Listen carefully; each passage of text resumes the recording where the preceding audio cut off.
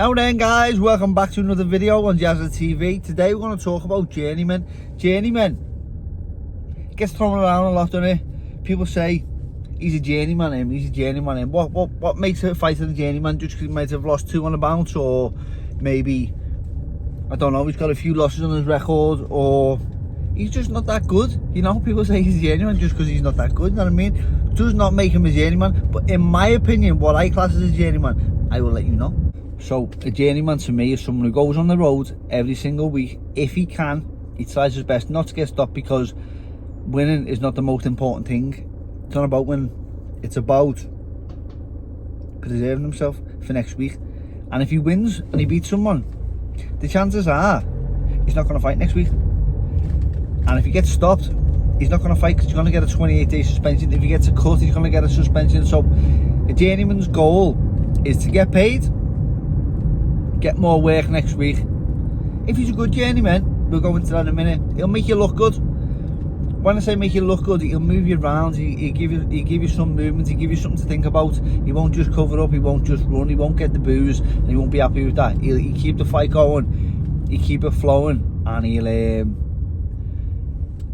give you something to watch, but not at the expense of him getting knocked out, because there, like I say, next week he won't get the call. There's a difference between journeyman and being on the road. I know fighters who say, I'm on the road. If they can win, they'll win. They'll try the best to win. A lot of fighters go on the road and they're not there to actually lose. They're there because I don't even know. Some of them are there because they're there. Some of them are there because they boxed all their life. And some fighters find it honourable to share the ring with good fighters, big names. And you see some fighter who ends up with a career of 10 fights.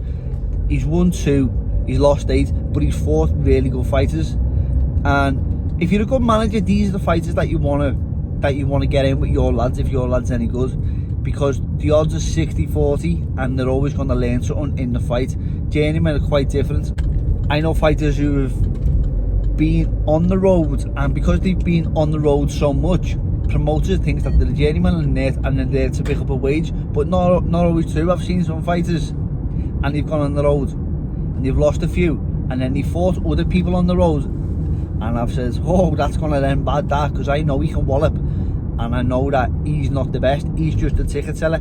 And they've got their own fighters beat. Records can be deceiving, so it takes a good matchmaker also to match your fighters. A manager and a matchmaker, they're 2 different jobs, and sometimes you can get good matchmakers who aren't the best managers, and sometimes you can get good managers who aren't the best matchmakers. The best journeyman for me, they've been around for a long time. Fons Alexander, Christian Late, he fought everybody. Christian Late, there's so many, because I think Britain's got the best journeyman. The ultimate journeyman for me is a fella called Peter Buckley. Peter Buckley had 300 fights. Unbelievable. 300 professional fights, you know, and he didn't get stopped much, and he always got work, you know what I mean? Peter Buckley would have made more money out of boxing than people who've got belts, prestigious titles hung up in their house, you know what I mean? They've got leather, they got the glory, but he was fighting for the money, and I'm sure that he's alright saying that, you know, but I would say that it's tough on the pride. There must be somewhere along the line as a journeyman you'll have to say to yourself, it doesn't matter, because if I go home after the loss, it's like it literally feels like someone's died. If a journeyman can't feel like that every week, no way he can he? If you're a journeyman, you're not going home feeling that every week. It's not worth all the money in the world, is it?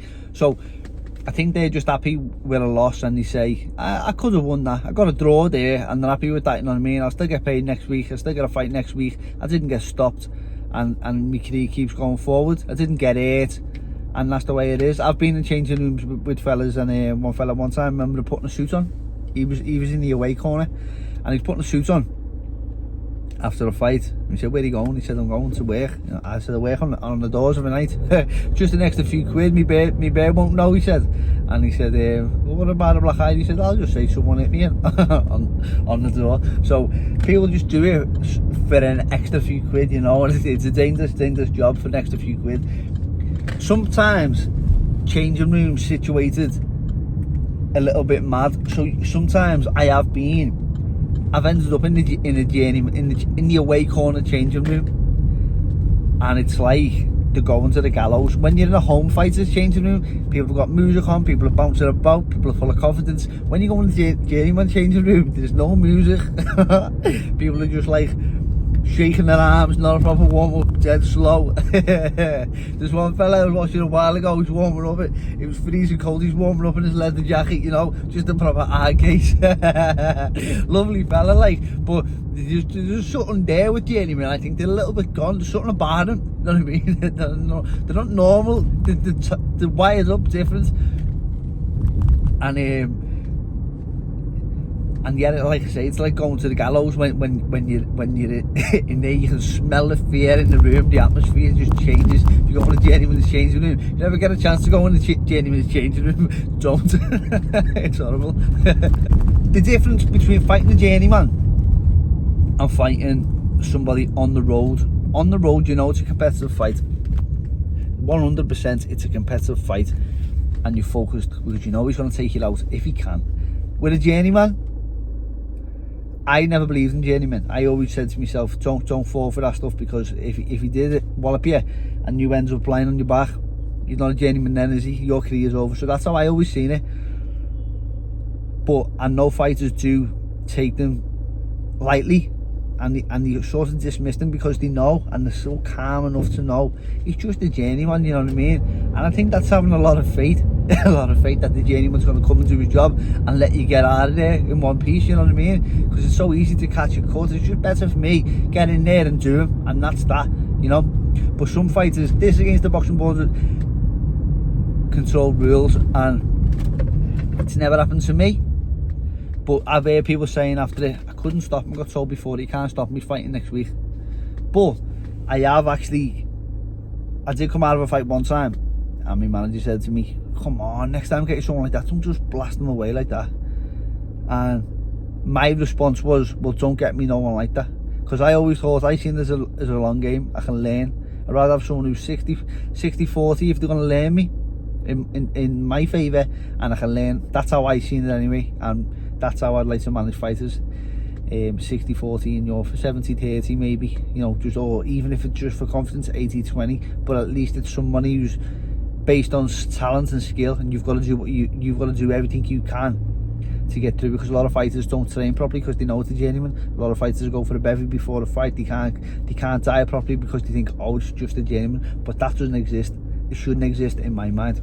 My friend Franny Ann told me one time, he was in a corner, he was looking into a corner or something along these lines, and he said to a Journeyman said to a fighter when he came back, his fighter, who's the Journeyman, from the Journeyman stable, the coach said to him when he come back, if you throw one more punch, I'm going to pull you out of this fight. And that's the thing, they know that they're there for a purpose.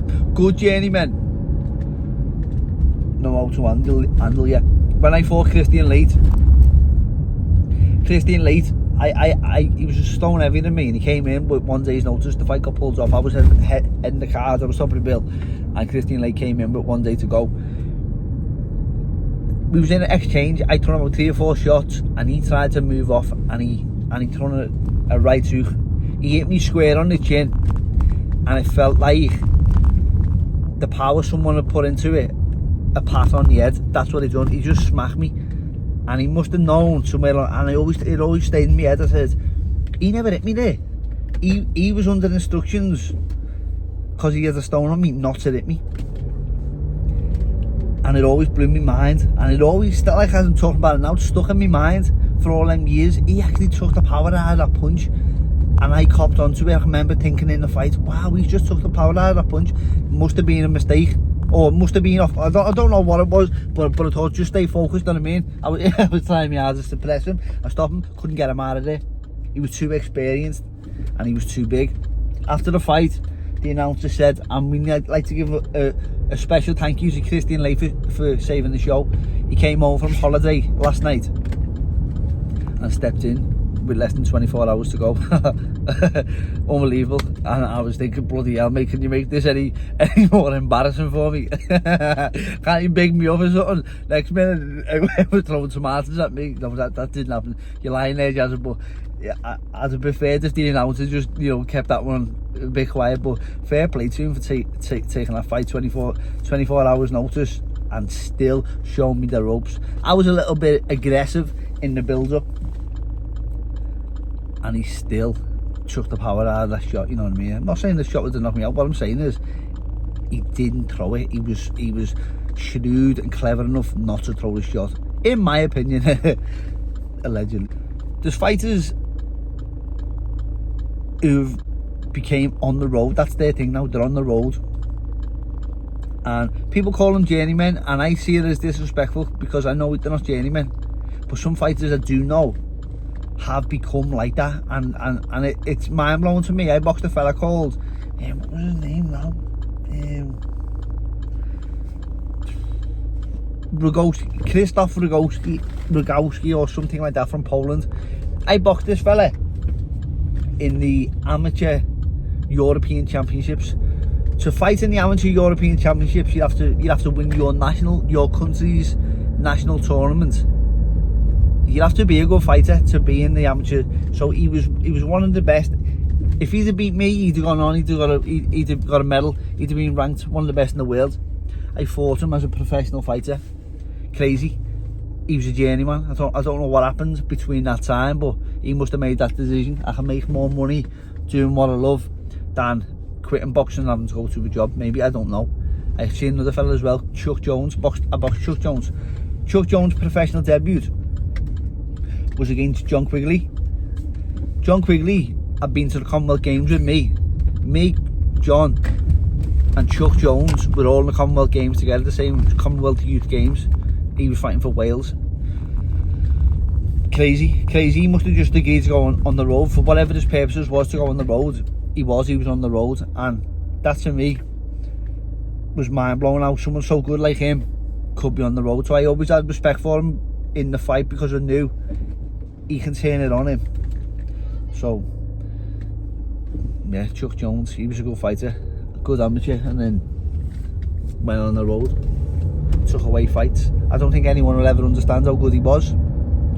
Would I ever consider being a journeyman? Would I? Fuck, I haven't got it in me. There's something inside me that does not allow me to say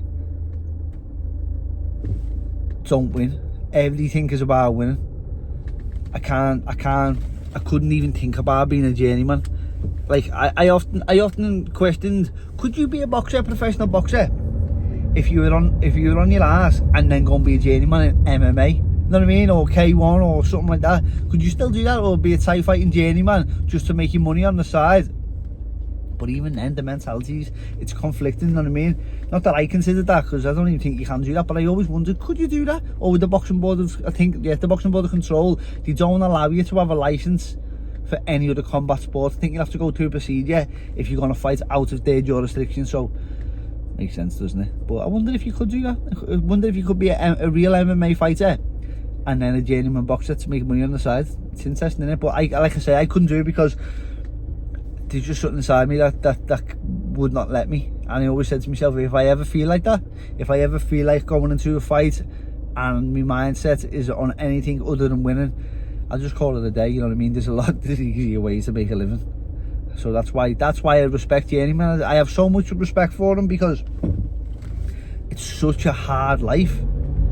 Like, imagine getting your head kicked in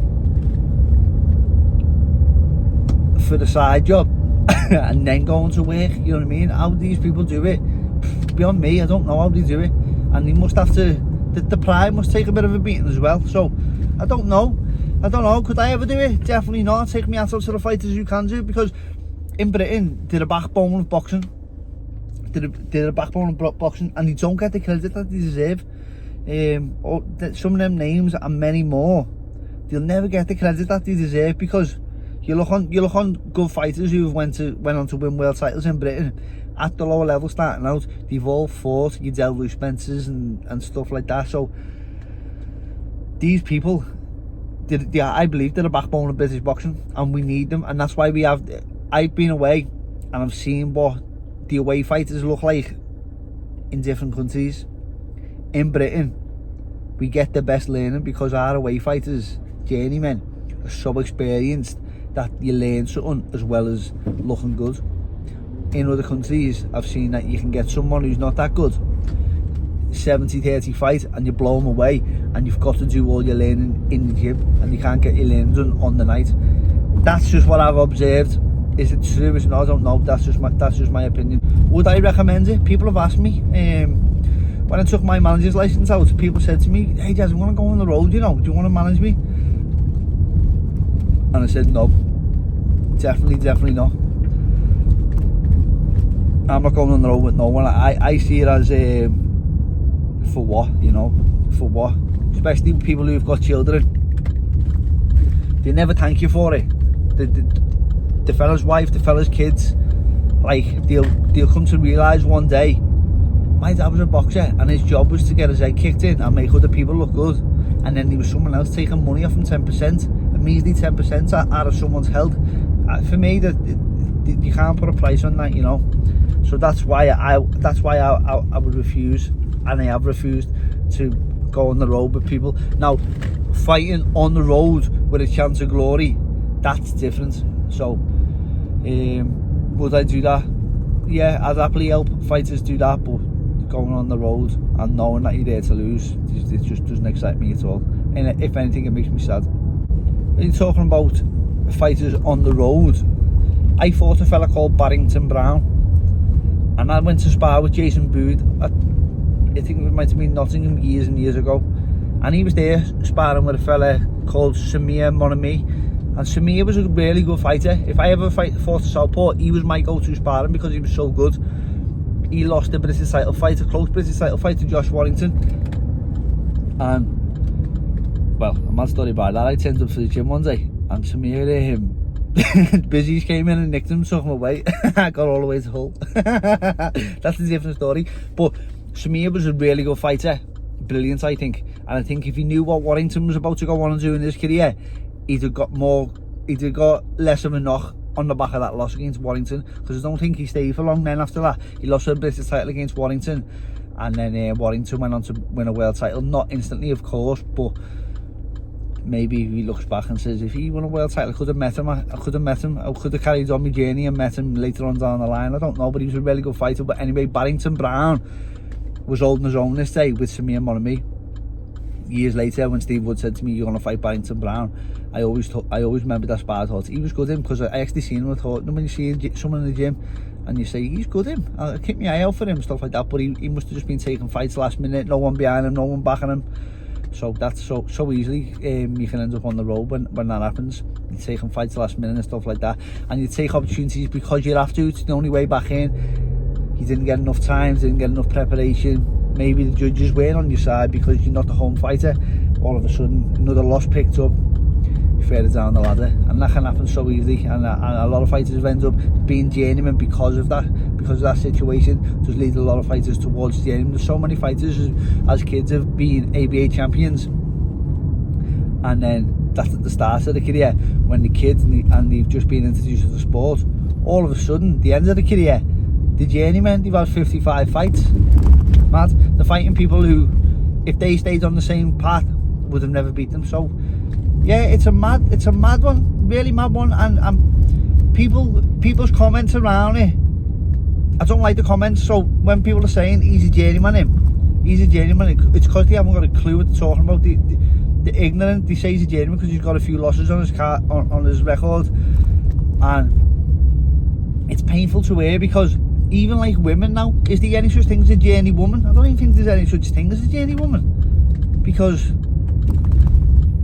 like, I would never like to see a woman taking that much punishment week in, week out, you know what I mean, getting the face smashed in. One thing for me, look at my nose, you know what I mean, but as a woman who's someone's daughter and stuff like that, I wouldn't like to see it, personally, just me. women boxing, for me, now that I'm on the topic, you're not really allowed to speak like this in this day and age. But I say what I want because I believe it. But women's boxing, I don't like it. And let's be honest, it's come about initially because it's cheap labour, innit? That's how I see it. It's cheap labour. The head and title fights with it. You'll have the Katie Taylors, the Tasha Jonas, the Michaela Myers of the world, Savannah Marshalls, but then you have the other women who are basic, very basic, and punching each other in the head, you know. I don't like this year. As a man with a girl, a mother, a daughter, it just doesn't. I would never not support a woman who boxes because it's the passion, it's what they want to do, and I've got no right to do that. And I'm glad there's opportunities for people to do what they want to do in life, especially the women, and the way it is now. It's great for them, but do I like it? Nah, definitely not. I don't like women's boxing at all. It hurts me to see women with the cuts on the face and the bloody noses and the faces smashed in, you know what I mean? But then again, you get someone like Ellie Scott and he just wins a world title. I go, yes, get in, made up, so happy for it. But then again, do I like watching it? I like watching her skills, but then because she's so good, do I like watching her smashing some other woman's face in? Nah, it doesn't feel good to watch. It feels wrong to me to watch. And when you break it down, it's for little money. There's only the 2-minute rounds. The champions want 3-minute rounds because they want to feel like real boxers. I get it, and I totally respect it. But what I don't respect is the reason that the 2-minute rounds is because the pool of talent is not deep enough. Yeah, and also the money that they're getting paid. No one wants to pay that because it's different. It's like the men and the women's football. It's just a different pace. The timing's different. It's like watching 15-year-old boys fighting. To me, that's what I see. If a good woman's like to me, a 15-year-old champion.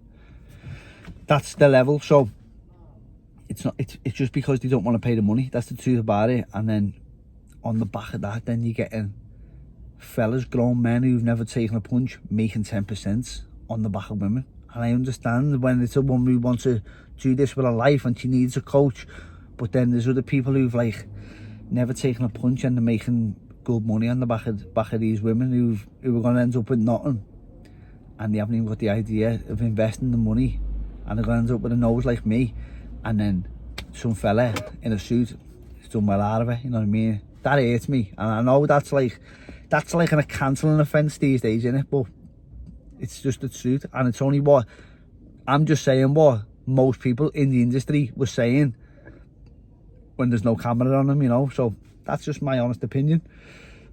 Do I like the fact that it goes ahead and it's bigger than it's ever been? Love it, you know what I mean? I love it at the top.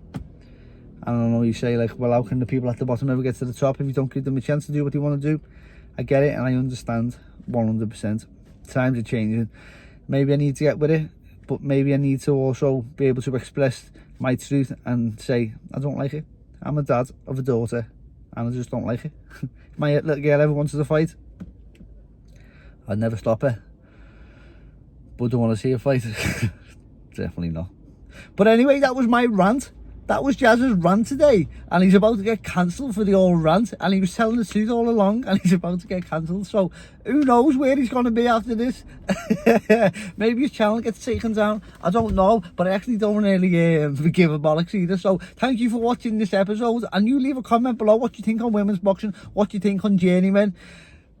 Wrong comments only, by the way. You have a lovely day, Family.